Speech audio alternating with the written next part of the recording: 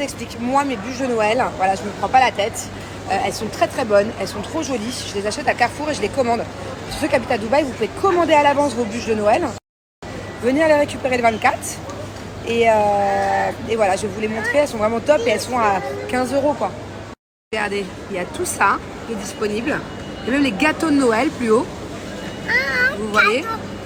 Regardez, il y a tout ça qui est disponible. Il y a même les gâteaux de Noël plus haut. Là, vous avez les bûches individuelles. Là, vous avez les bûches individuelles. Petite astuce aussi quand vous êtes à Carrefour, souvent moi je me fais avoir, c'est-à-dire que quand j'achète de la viande hachée, en fait elle est belle d'apparence et à l'intérieur elle est noire. Parce qu'en fait ils mettent à mon avis un peu de l'ancienne viande qui date genre d'hier et de la nouvelle. Et du coup ce qu'il faut faire à chaque fois, c'est non seulement regarder la date, mais c'est surtout regarder l'heure de production. Là par exemple c'est à midi 5, vous voyez ce que je veux dire? Alors que celle-là elle est à 4h59 du matin, donc forcément à l'intérieur elle est noire. Alors que celle-là elle a été produite il y a 2 heures. Vous voyez ce que je veux dire? Non seulement c'est la date quand c'est la viande hachée, mais c'est aussi l'heure qui compte. Regardez-moi cette gourmande. Regardez-moi cette gourmande. Alors explique-moi, c'est quoi ça? Dis-moi. La gomme. Chewing-gum? Est-ce que tu as le droit de le manger? Qu'est-ce qu'il faut faire avec? Ah, il faut le recracher. Tu le manges pas, tu l'avales pas le chewing-gum, hein? Dado, c'est un grand dado. Toi aussi, t'es une grande?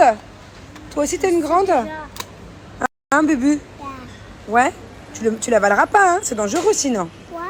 Because you're not allowed. I don't. Oui, tu le recraches, tu le mets à la poubelle. Ok? Quel homme, regardez. Regardez comme il m'aide, mon doudou. Il a carrément son chariot de course. Hein? Ah, mon cabot. Il a écrasé 2-3 pieds sur le passage. Hein? T'as écrasé 2-3 personnes? Ouais? Mets pas ta bouche là-dessus, c'est sale, mon chat. Bon, je vous explique. Il y a vraiment une pharmacie ici. Bubu, arrête de crier, mon cœur. On n'entend que toi dans le moule. Il y a vraiment une pharmacie ici à totalement éviter à Dubaï. Voilà, je ne peux pas me la voir et à chaque fois, c'est pareil. Elle est là, vous voyez. C'est la pharmacie qui est juste collée à Carrefour. Carrefour est là-bas, la pharmacie est là. À chaque fois, moi, ils me prennent pour une conne. Ils te poussent à la consommation. Je déteste ça. Tu sais, genre, tu as besoin d'un truc et ils veulent te vendre autre chose. Juste histoire que tu dépenses une tonne. Et à chaque fois, cette pharmacie, quand je rentre, j'ai une angoisse. C'est encore pire que quand tu vas dans les souks ou dans les marchés, même en France. Et tu sais, qu'on te dit ah, achète ça, tu sais, qu'on te pousse. Encore pire que les stands du milieu, là. Parce que les stands du milieu, ouais, ils vendent des parfums. Toutes les 2 secondes, ils veulent te parfumer. Croire que tu pues, là, de partout.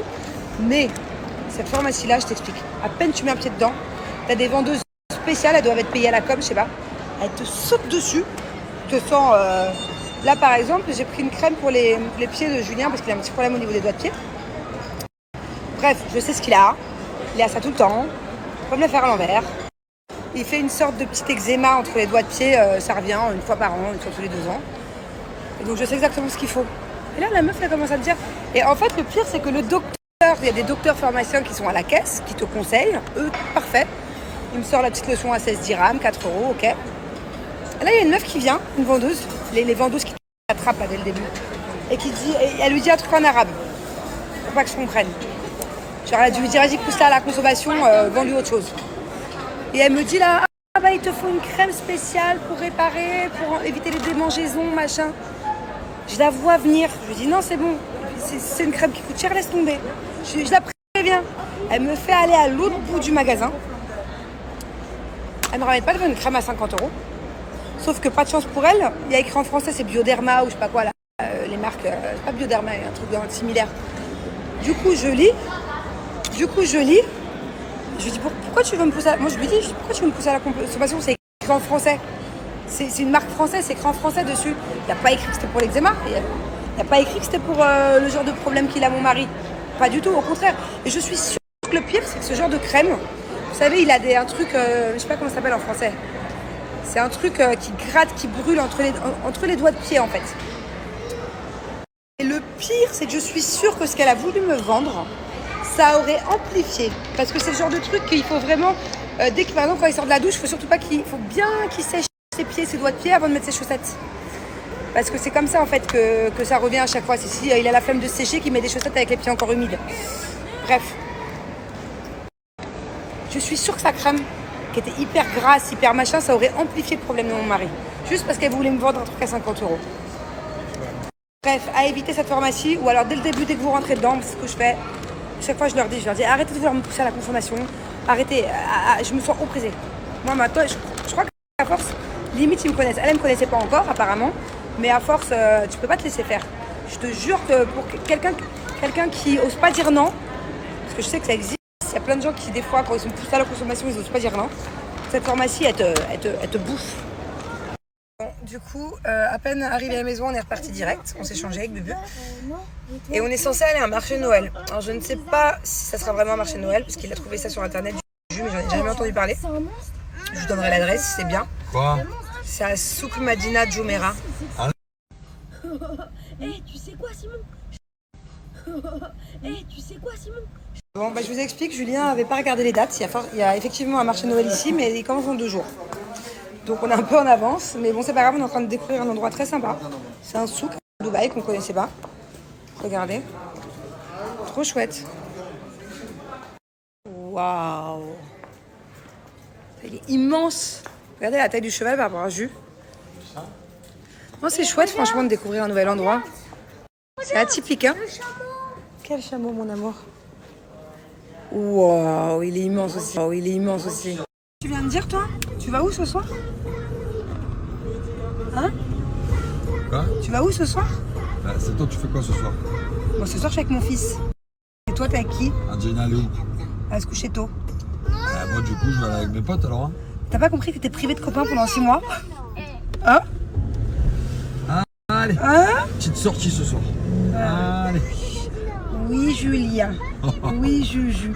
Je peux vous dire que là, il fait le malin devant mon snap. Mais il se fait tout petit minus depuis 2 jours. Oh, je vais sortir ce soir. Il se fait tout minus, encore plus petit qu'une fourmi. Oh, une bonne soirée ce soir. Oh oui, moi aussi, hein, je t'explique. Moi, ce sera pas ce soir. Moi, je vais organiser ma soirée du siècle avec toutes mes copines. Je vais carrément faire ouvrir Ibiza. Genre, ils s'en foutent.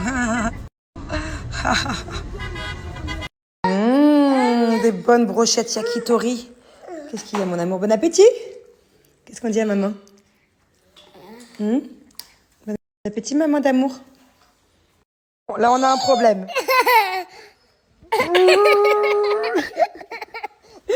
Attendez. Look, on n'arrête pas enlever le pull.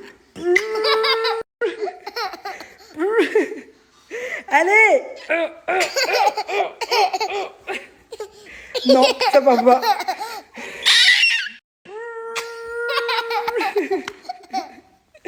Alors, grosse tête. Allez, bébé, tire.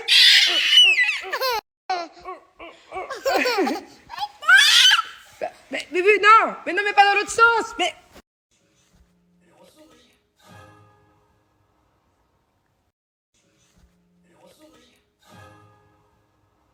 Ado, tu penses que tu auras ton premier téléphone, un vrai, à quel âge? Oh oui, tu veux plutôt 13 ans? Oh ouais, ok. Dans 6 ans? En fait, moi, mon premier téléphone, je l'ai eu en 6e. C'était un téléphone en noir et blanc, je crois que c'était un 3310. Je sais pas, dites-moi d'ailleurs, je serais curieuse de savoir, parce que j'ai pas d'adolescent, je suis maman que de jeunes enfants. Dites-moi, vous les ados, à partir de quel âge généralement vous avez un téléphone? Je sais plus c'est quoi maintenant. Je sais pas si c'est avant la 6e du coup ou pas. Après, pour moi, Dubaï et la France, c'est différent. C'est-à-dire qu'en France, je pense qu'il l'aurait eu si mon fils vivait en France et qu'il devait aller à l'école tout seul, par exemple, ou faire des choses un peu seul, ou ne serait-ce qu'aller en bas. Par exemple, si j'habite dans une résidence et qu'il va jouer au parc en bas tout seul à 8-9 ans, je veux qu'il ait un téléphone, au cas où il y ait un problème, peu importe. Pour pouvoir savoir le localiser, ou je sais pas. Là, à Dubaï, attention, je suis pas sûre à 100% de ce que je dis. Hein. N'allez pas me ressortir ma vidéo dans quelques années. Je pense que je vais attendre. Parce qu'à Dubaï, bon voilà, par exemple, si je dois aller le laisser aller jouer au parc au bout de la rue, je serais moins inquiète que si c'était en France. Voilà, franchement. Donc ce serait pas une raison d'avoir un téléphone trop jeune, du coup.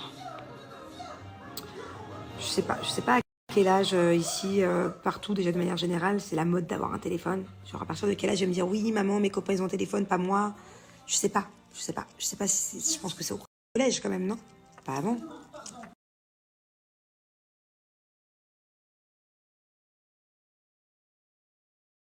Alors c'est vrai que ça fait longtemps que j'ai pas vu Maëva, au moins 2-3 semaines avant qu'elle parte en voyage. Ou 2-4 semaines. Ouais, toutes. Tu sais même pas de quoi je parle. Je parle de quoi? T'as pas vu Maëva? Ouais, et bon, c'est vrai qu'on s'est un peu pris la tête il y a quelques jours avec Maëva. Je peux rentrer dans le... Boubou. C'est pas un bobo, c'est un gros bouton d'acné. J'en ai plein en ce moment. Vous allez me laisser finir ma phrase, oui? C'est un bouton Thank you, yes, please. Et donc, attends, je finis de parler, s'il vous plaît, les enfants. Ouais, on s'est pris la tête avec Maëva il y a quelques jours. C'est moi qui te brosse les dents. Hein, on s'est pris la tête il y a quelques jours avec Maëva, pas pour un truc de fou non plus, mais on n'était pas d'accord sur un sujet. Donc on s'est un peu boudé rapide, mais généralement quand on se boude, c'est pas longtemps. Voilà, c'est vrai qu'il faudrait que je la voie là ces prochains jours d'ailleurs. Je crois qu'elle était avec sa maman, qu'elle était pas mal occupée ces derniers jours. Bon, Vivu, elle est partie se coucher parce qu'elle était fatiguée, elle n'a pas fait de sieste aujourd'hui. Et avec mon dadou, il est 21h21. Faut faire un vœu, ça porte bonheur. Fais un vœu dans ta tête. C'est bon, moi je suis toujours le même de toute façon. C'est bon. C'est bon? Faut pas le dire, faut jamais dire son vœu. Pour toi. Parce que sinon il se réalise pas. D'ailleurs, j'ai appris à mon dadou, il y a quelques jours et aussi aujourd'hui, on essaie de travailler sur le sujet. Ah non, je veux pas ce vœu. Ah, change de vœu dans ta tête.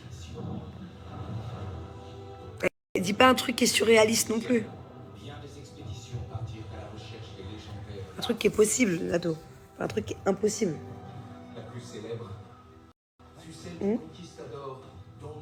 Par exemple. Dis rien, dis rien, dis rien. Mais j'ai pas ce vœu. Ah, donc, donne-moi un vœu, mais c'est pas celui que t'as fait. Donne-moi un exemple de vœu que. Donne-moi celui que t'as annulé là. Par exemple, j'ai mis le Ninjago ce soir. Ça, par exemple, c'est un vœu pas possible. Ou un vœu qui est possible, je crois. Quoi? Par exemple, demain, je fais pas de sieste. Ah bah c'est peut-être possible, ça, si tu te réveilles tard demain matin. Ouais, ça, tu vois, c'est un vœu qui est potentiellement réalisable. J'ai appris à mon dadou il y a quelques jours ce que ça voulait dire, ça porte bonheur et ça porte malheur. Donc on essaie de travailler sur le sujet, un dadou. Tous les jours, il me repose des questions, parce qu'il a du mal à comprendre. T'as compris un peu mieux maintenant? Oui. Bon, donc du coup, mon doudou et moi, on se met un bon Disney pour les grands. C'est un film d'adulte Disney, Jungle Cruise. J'espère que je vais faire un bon choix de film ce coup-ci. Si vous connaissez, dites-nous. Dites-nous. Dites-nous si ça fait peur ou si ça fait pas peur. Ouais, dites-moi en commentaire si vous connaissez Jungle Cruise. Bon, bah, au bout de 1 minute de film, on a déjà changé de film. Bah, moi, elle est pas très bonne. En fait, à partir du moment où c'est sur Disney+, pour moi, ça devrait être pour des enfants. Au bout de 5 minutes, il y avait un peu des trucs chelous, donc j'ai changé. Du coup, on s'est mis un bon dessin animé. Hein, on va éviter les films de grands. Parce que t'es un bébé cadom.